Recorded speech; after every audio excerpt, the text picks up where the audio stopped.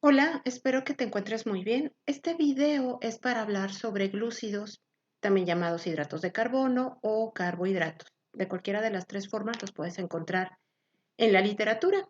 Entonces, bueno, recordando lo que hemos estado hablando de las otras biomoléculas tratadas en clase, en esta ocasión, sobre los carbohidratos también estaremos hablando sobre su estructura química y sobre las funciones que éstas cumplen en los diversos organismos. Bien, entonces comencemos con nuestra clase de glúcidos. Por definición, como ya les mencioné, es lo mismo decirles glúcidos, carbohidratos o hidratos de carbono.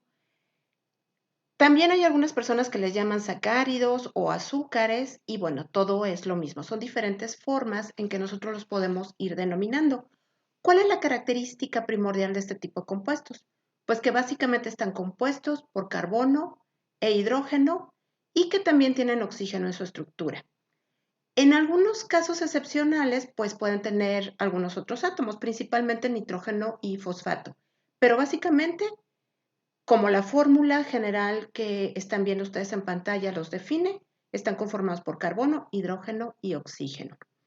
Hay algunos en donde tenemos una estructura base pequeña y les llamamos monosacáridos. Y cuando varias de estas estructuras se van polimerizando, les llamamos polisacáridos.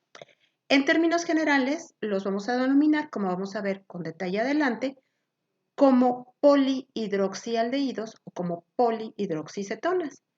¿Por qué? Pues porque tienen muchos grupos OH, por lo tanto son polialcoholes, pero también encontramos en ellos un grupo funcional carbonilo que los hace aldosas o bien que los hace cetosas. También podemos clasificarlos por el número de moléculas que se encuentran unidas a través de lo que veremos más adelante se llaman enlace glucosídico. Pueden ser muy grandes, como es el caso del almidón o el caso de la celulosa, o pueden ser estructuras más pequeñas, en donde únicamente se encuentran unidas dos unidades de estos monómeros, como es el caso de la sacarosa o de la lactosa. Podemos también hablar de una clasificación por el número de átomos de carbono. En este sentido, ya podemos incluso empezar a darles un nombre y en ese nombre podemos hablar de triosas, de pentosas, de hexosas, y ya estamos en ese nombre indicando que se trata de un carbohidrato e indicando también cuántos átomos de carbono están presentes en ese carbohidrato. Podemos hablar también de que podemos clasificarlos por la isomería de los grupos hidroxilo. Vamos a ver también más adelante que tenemos varios átomos de carbono quirales y por lo tanto se va a estar presentando el fenómeno de la isomería. Y bueno, existen otras formas de clasificación, pero estas son las más comunes y las más utilizadas. Comencemos entonces por los monosacáridos. Este tipo de compuestos son incoloros, son muy solubles en agua, los encontramos como cristales en nuestros reactivos de laboratorio, son sumamente estables y cuando los tenemos así, la cadena se encuentra abierta.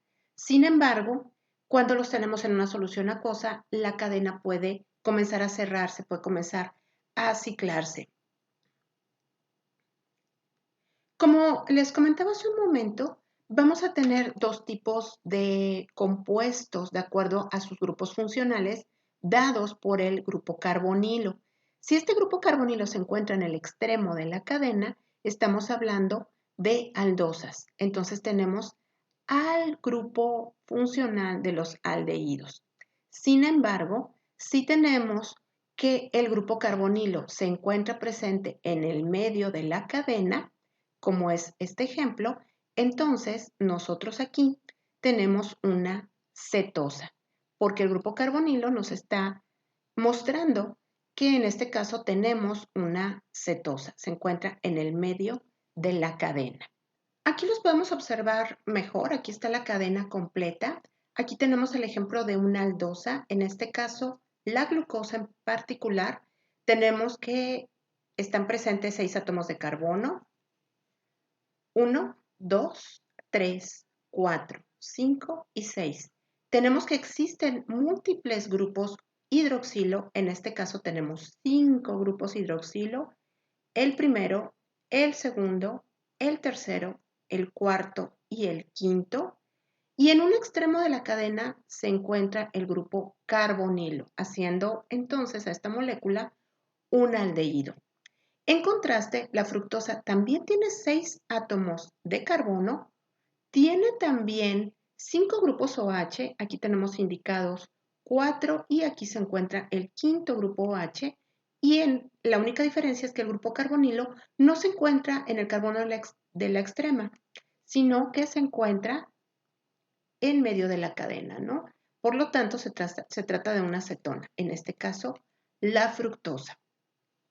Vamos a tener carbonos quirales, en este caso, aquí tenemos el primer carbono quiral, tiene el grupo funcional OH, tiene un hidrógeno, tiene el carbonilo en el extremo y bueno, toda esta cadena constituye el cuarto sustituyente y por lo tanto, este es un carbono quiral, este es otro carbono quiral, tenemos un tercer carbono quiral y un cuarto carbono quiral. Este ya no es carbono quiral porque tiene 2 hidrógenos y por lo tanto, en este caso, ya no se va a presentar el fenómeno de la quiralidad. En el caso de la fructosa también tenemos carbonos quirales. Aquí tenemos el primer carbono quiral, el segundo carbono quiral, el tercero. Este no es carbono quiral por la misma razón que en el caso de la glucosa. Este tampoco es un carbono quiral porque tiene doble enlace a oxígeno. Y bueno, este carbono de la parte superior es prácticamente igual al de abajo, en el sentido de que tiene 2 hidrógenos y un grupo H y toda una cadena, y por lo tanto, este tampoco es quiral. Entonces, aquí podemos ver con mucha claridad las características de las que había venido platicándoles, que son múltiples grupos OH, grupo carbonilo, ya sea haciéndolo aldehído o ya sea haciéndolo cetona, y la capacidad de tener isómeros por la presencia de carbonos quirales. Decíamos que por el número de átomos de carbono podemos clasificar a los glúcidos en triosas, tetrosas, pentosas, hexosas, heptosas, etc. Y aquí ya nos está hablando del número de átomos de carbono que tiene. Si nosotros sabemos que estos están conformados por múltiples grupos OH y un grupo carbonilo, pues entonces ya tenemos como una idea de cómo serían estas estructuras. A lo mejor no sabemos si se trata de un aldehído o de una cetona todavía, pero podemos irnos imaginando cómo sería esta estructura. En este caso estamos hablando de la aldosa. La aldosa es una aldotriosa y esta aldotriosa tiene 3 átomos de carbono y ya sabemos que es una aldosa, por lo tanto aquí tenemos el grupo funcional presente. También podemos hablar de la dihidroxiacetona. En este caso tengo una cetotriosa. Estoy diciendo ya en este nombre que se trata de una acetona y que tiene 3 átomos de carbono presentes. Si me voy al caso de las tetrosas, pues es exactamente lo mismo. La eritrosa se trata de una aldotetrosa y la eritrulosa de una cetotetrosa. Y entonces ya voy y dándole forma a estas estructuras de acuerdo a su nombre, en el papel o dentro de mi imaginación, porque puedo estar hablando ya de el número de átomos de carbono que tiene y del grupo funcional que la está caracterizando. También podemos hablar de pentosas, y bueno, aquí tenemos un grupo grande de estas pentosas o de pentocetosas. Aquí también tengo 2 estructuras que me están ejemplificando a este tipo de moléculas en donde tengo al grupo carbonilo y varios grupos OH. Notemos que además del grupo carbonilo, todos los demás átomos de carbono tienen grupos OH, lo mismo en este caso. Las aldohexosas, aquí tenemos una familia bastante grande de ellas. ¿Por qué es una familia bastante grande? Pues porque cada vez que yo voy cambiando la posición de un grupo OH, pues voy teniendo un isómero diferente. Observemos las 2 primeras, concentrémonos en estas. Aquí tengo el grupo aldehído en la parte superior, tengo un grupo OH a la izquierda de este átomo de carbono, que es un átomo de carbono quiral, pero aquí se encuentra a la derecha. Aquí tengo el grupo OH, es igual a este, pero este grupo OH se encuentra en posiciones diferentes. Es otro átomo de carbono quiral y por lo tanto estamos hablando de isómeros ópticos. Este es igual y bueno, aquí no tengo isomería porque no se trata de un carbono quiral. El cambio de únicamente la posición de un grupo OH me está indicando una molécula diferente. Aquí les estoy indicando los nombres comunes de estas moléculas. Prácticamente siempre los vamos a encontrar con esos nombres comunes. Los hemos estado estudiando desde hace mucho tiempo y se han estado asignando, en todos los ejemplos que les mostré, nombres comunes a este tipo de moléculas. Lo mismo para las cetosas.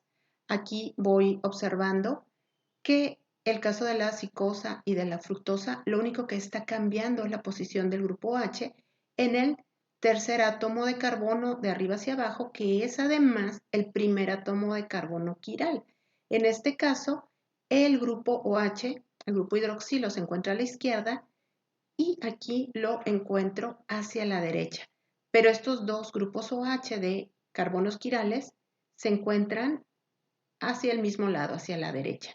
El solo cambio de la posición del hidroxilo en este átomo de carbono hace que tengamos moléculas diferentes. Tenemos isómeros ópticos. Y bueno, aquí tengo otras moléculas en donde también estoy cambiando la posición de los grupos OH. En este caso, del